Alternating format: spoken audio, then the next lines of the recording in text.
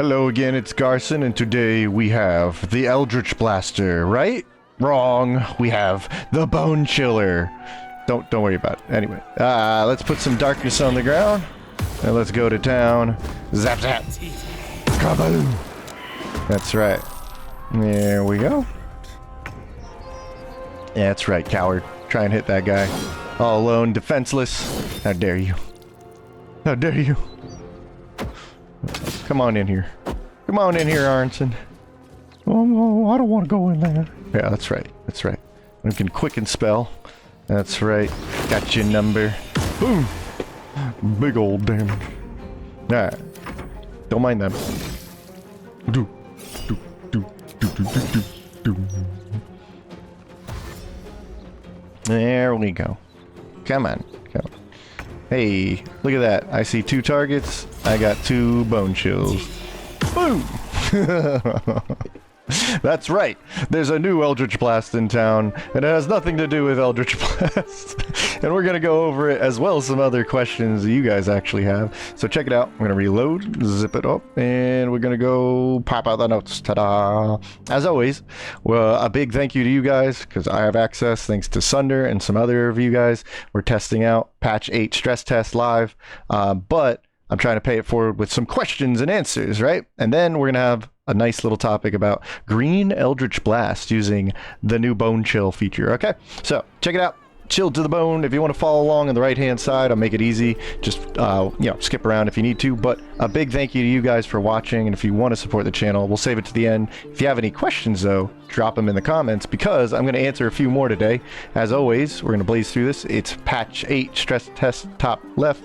So, things are subject to change, right? And every class got a new subclass with this patch, so I'm excited. Hopefully we can get this out. I'm not like a dev or anything. I'm just a fan like you. I'd really like everybody to play this stuff. But in the meantime, I'm going to answer some of your questions while we're all chomping at the bit to play the game, right? So, here we go. Oh, wrong question. Here we go. All right, so... And there, play the video. Play the video. Okay, there we go. Got it working. Okay, so first question's up. We got Marquise Lewis. Were you able to use a Mantle of Majesty on Undead? So let's check it out. I'm going to use the from the previous video. We have the Glamour Bard, right? I'm going to give everybody the inspiration, and then we're going to find out. I'm going to insult this undead, tell him his mummy is ugly. And there we go. And he's going to come barging in here. Now I'm going to skip ahead. It's a little boring. Okay, so you can check it out. And right about here. Alright, everybody's assembled. They're going to try and hit me, and you can actually see the ghoul, I believe, hits a melee attack on the Cambion. Ready? Alright, look at that. So, Mantle of Inspiration, immune to Charmed. Alright? So, in my testings, even with the arrow, they are immune to Charm. But here's the good news. Here's the good news. You are still a spellcaster. So, if you have good spell save DC, you can still use the Mantle to use commands. It's just going to now go after your spell modifier. So, unfortunately, pay attention to what can and cannot be charmed. We're going to be testing it in a run when I use Glamour Bard. This is what I wanted to know, too. So, really good question, Marquise. But yeah. Hopefully it answered it. We'll have to do some more testing with that too, alright? Let me put this out of the way. Get the next video going for you. So it looks like you gotta be careful with the Mantle of Majesty on Undead and some other immune to charm enemies, but you can still use it. Just uses spellcasting DC, right? And then we have Bagas Karagi. Basically does the Dollar Amoros work on Booming Blade. So let's check that one out real quick. Here we go. Pop it out. Alright. So can you use Dollar Amoros on Booming Blade? Does it increase the damage for both the thunder and the weapon attack? Well, let's find out. So Astarion here, he's got the bow that has the effect. These effects can stack normally anyway, but he's just using the bow. And what we'll do is we'll use a hold spell to guarantee the critical hit with our Booming Blade rogue here. Let's find out. I'm gonna bop him. Kaboom! Alright, so check this out. We're even gonna get a sneak attack, see if it adds on to that as well. There we go. If we look at the thunder damage, yes, indeed. 7 more thunder damage from using the Booming Blade cantrip. It's crazy what this thing has interactions with. And you can see the normal 7 more damage on the weapon attack. That's expected, but not on like the sneak attack. Just threw that one in there just to see if that works. All right. So check that out. So it definitely does work. good question. I appreciate it, Bogus. Basically, what are we doing here? Oh, Baltami's question, right? So, here we go. Shadow Sneak, huh? So check this one out. So, Baltami's was asking, can you use Shadow Monk's glitch where it strikes twice in patch 8? And also, here's the conditions. Body type 1, basically small female like Shadowheart, and no weapon in the offhand. So let's check it out. I think I have the conditions here, and I apologize if I didn't get the instructions right. But we're using the Shadowblade. You can't use Shadowblade on the new Shadowblade, the spell version, because you're a level 11 Shadow Monk in order to do this special attack anyway, right? And we need to sneak and be hidden in order to activate this with a weapon attack. So what I'm going to do is cast a Shadow Cloud with Gale here. And I use the Eversight Ring so I can see in blindness through the cloud. So I'm going to be able to sneak and activate the attack conditions. Here we go. So again, you still have to use the old Shadowblade with the Shadowblade Ring. That still works, but does it strike twice in patch 8? Well, doesn't seem like it does. You can see here with the Resonance Stone, I can double up the psychic damage, but that's just my weapon damage and my strength. And then this is the actual Shadowblade attack right here, but it doesn't seem like it's popping off twice in any capacity. I'm just doubling the damage with the Resonance Stone. I've tested this a little bit more other than the video, but yeah, I think I have your conditions right. Your Shadowheart is a female, or body type 1, small female, and then the Shadowblade you have to use with the ring, so I don't know. Hopefully that was an answer to the question. I'm actually curious if you have better conditions. I've actually never used that glitch before, okay? But we do have some more questions, and this brings us to today's videos, the big subject here. So, spooky T-Rex, spooky scary T-Rex. So, does the Daredevil gloves and Bone Chill work in order to enable Touch of Death on the new Death Domain Cleric? So, I think I have quite the answer for you, buddy. Check this out. Basically, Spooky, you're going to be pretty impressed. You might be spooked by this. So check it out. What we'll talk about first, real quick, is on the new Death Domain. Here's how some of these things work, especially with Bone Chill. So at level 2, you're going to get Reaper.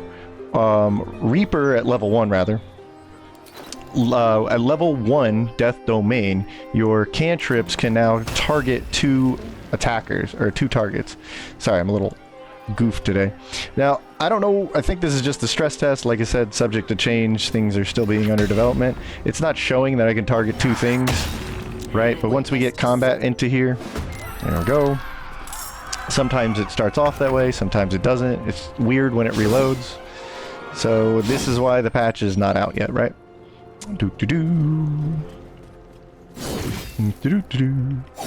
Okay, thankfully I am a sorcerer, so I can target twice.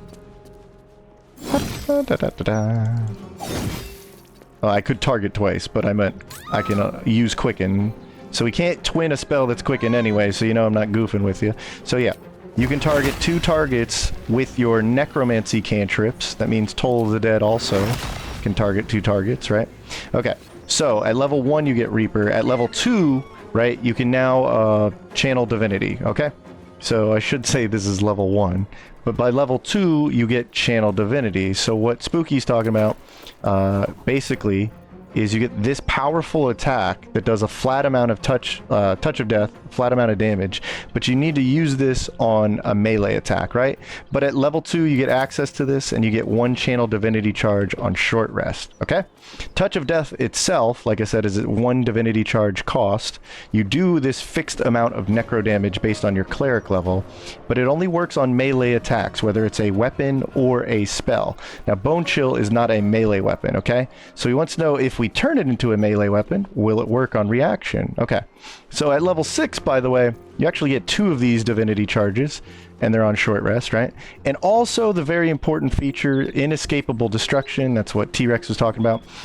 You now ignore any kind of resistance to your necrotic damage, okay? And speaking of Bone Chill, it is, of course, a necromancy cantrip, which means we can double up our attack, right? And it gets stronger during level 5 and level 10 until it's at its maximum here, which is level 3d8, right? So this also causes a condition, for what it's worth, can't be healed. And you can do the spell attack, so that means it can crit. So this can go to a 6d8 instead, which is kind of wild, right? And it has this range of 60 feet, but that means it's not a melee attack, right? but it can be melee using the Daredevil gloves. So, T-Rex, I think you're going to be pretty happy to find out that yes, indeed, not only can we turn it into a melee attack, not only can we target the same guy twice, but indeed we can Touch of Death. Kaboom. That's right, you saw two 29s there. Did you see that? I lost both Channel to Divinity charges. So this is really interesting. I would have never guessed this. Let me peel back the notes and show you something real quick. Okay, so not only does it work, but it will ask you once, and if you hit twice with both bone chills, you actually get both Touch of Deaths off. That's insane damage because, well, another really insane thing is Potent Robes is adding damage to every instance here, but we'll get to that. Okay, so this is one bone chill, this is another. They both hit, right? Now this is flat damage, it can't crit. However, you'll pop off both Channel Divinities when it asks you only one time, right? So I just did a massive, like, almost 60 damage right there, 58 damage, right? From just Touch of Death, and then whatever I did to, you know, my bone chills. So yeah, there's your mega attack, all for wearing these Daredevil gloves and hitting with a bone chill. It's kind of wild. Okay, but I'm not going to leave you there. I'm going to go ahead and provide you with build time. So give me the build, Tim. We got Gale. He's the Undertaker. The only stats that are really going to matter here is you want Charisma to boost the damage using the Potent Robes, and you need Wisdom because, well, until you get to this level, until you like add the Sorcerer in, you're really just a Cleric, so you need Wisdom to land your hits, your bone chills, and all the stuff. Okay, so start with 16 and 17, and we'll build that up first, right? So if we look at Gale here, keep in mind he does have a 2 strength potion, that he actually just has 8 strength, right? And then Dex is not what you need, Constitution to survive, right? So we're really going all in on Wiz and Charisma here, okay? You'll take 2 Wisdom because you need to hit more than you need to do damage, otherwise you're doing no damage, okay? So plus all your other spells are going to really appreciate having Wisdom, okay? You want to go dual wield because I very much value having the Cherished Necromancy. This is going to give you kills on your Bone Chill, and your other necromancy kills are actually going to give you zombies for free thanks to Life Essence Harvest, and you are a full caster here, which means you can get a lot of zombies. But beyond that, necromancy, right, we can do a lot of damage with Rhapsody. Okay, Rhapsody's adding 3 more damage and 3 more accuracy to our bone chills. Okay, and then finally I took Spell Sniper just so I had Eldritch Blast to show you, right, as a comparison, but we actually want like 2 more charisma, so you can make yours stronger here. This would be 22 charisma, and the reason charisma is so powerful is because the Potent Robes. Go figure. If you've ever made an Eldritch Blaster, you need this. You need your charisma modifier high, so every bone chill attack is actually +5 stronger. Okay, well, turns out Touch of Death is also +5 stronger, so this is ridiculous as a combo. Pretty funny that you asked me about this. Daredevil Gloves obviously enables Bone Chill to be considered a melee attack, which lets your Touch of Death go off, and apparently twice. So this is a fixed amount. It's just going to be this calculation of +5 cleric level times 2. Don't read this. This is wrong. Okay, so this is a lot of extra damage added on. And like I said, the way this currently works is apparently it'll pop off both divinities, both Touch of Death. Okay, all thanks to 1 glove piece.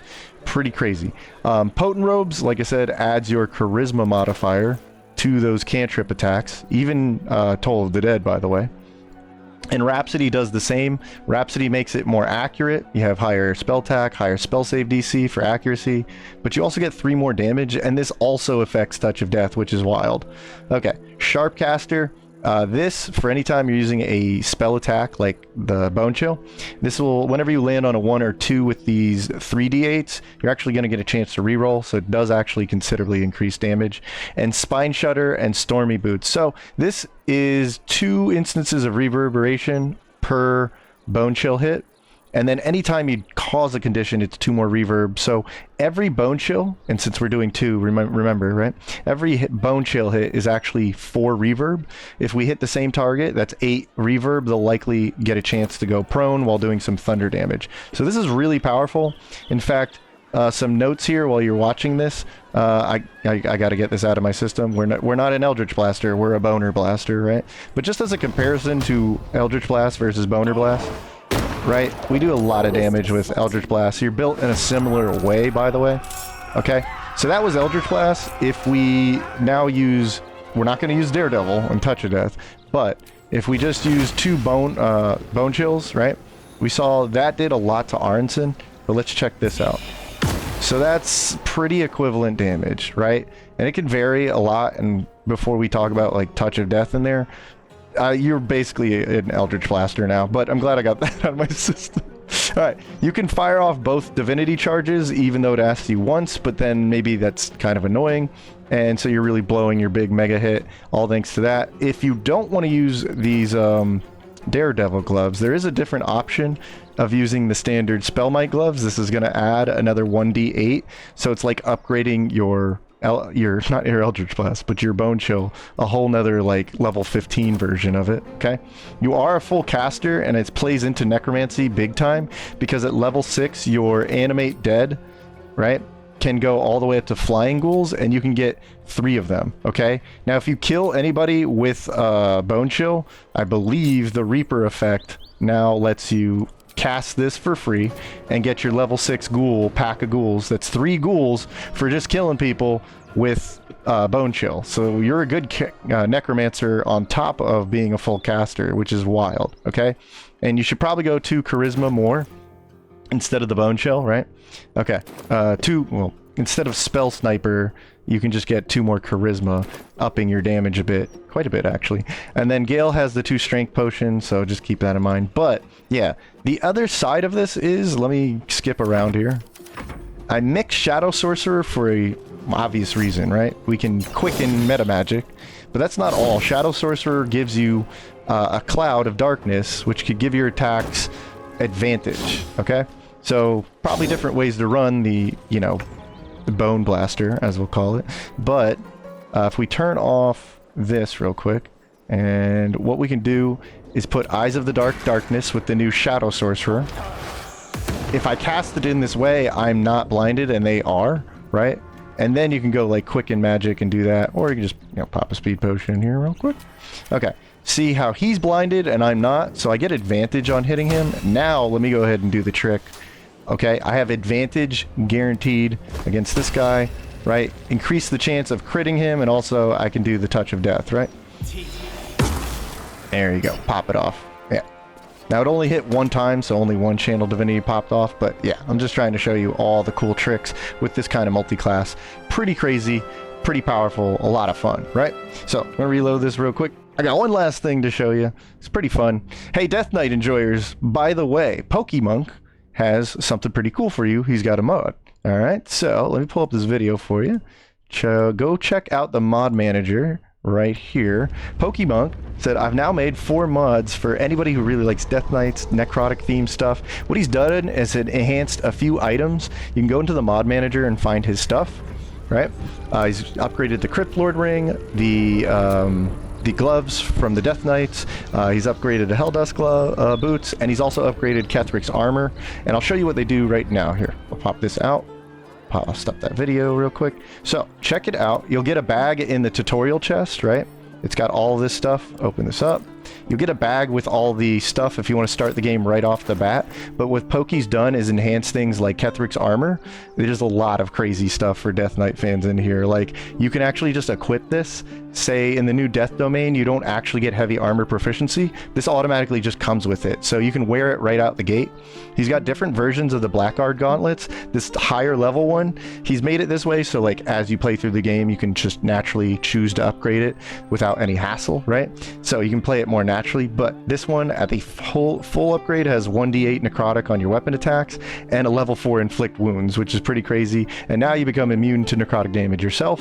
He's upgraded the Helldust boots. So in addition to its normal stuff, right, you have heightened necromancy from like the staff I was using earlier, including the life essence harvest, right, and some cool spells like Arms of Hadar. And then finally, the Crypt Lord ring is massively upgraded. You get 2 casts of Create Undead. This is the Mummy.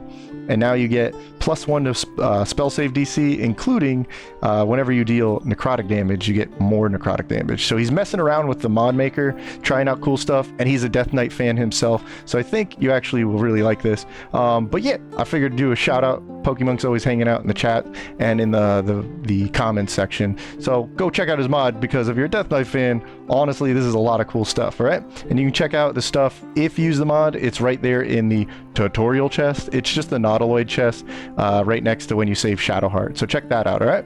So, by the way, how do you play these builds in this Eldritch Blaster Green Edition? Well, come watch the live stream. I like to play builds like this. Currently, though, we're just playing the new subclasses as they are, no multiclassing anything, and I play on honor mode to see if there's anything you like or have cool ideas, or maybe inspire you to beat honor mode the way you want to with any kind of class, any kind of idea, right? So I also like answering questions, so if something was confusing or you got a good question for the new patch, I'll test it for you and I'll try and put it on the video, okay? Because you guys are my sponsors. I really appreciate you watching, especially if you have any cool like mods or requests for the videos or whatnot, let me know. The best support is watching, but if you want to support the channel more, there's as low as it's going to be for a membership on YouTube. But otherwise, I just appreciate you guys. You have a blessed one. I'll see you in the next video or stream, guys. Take it easy.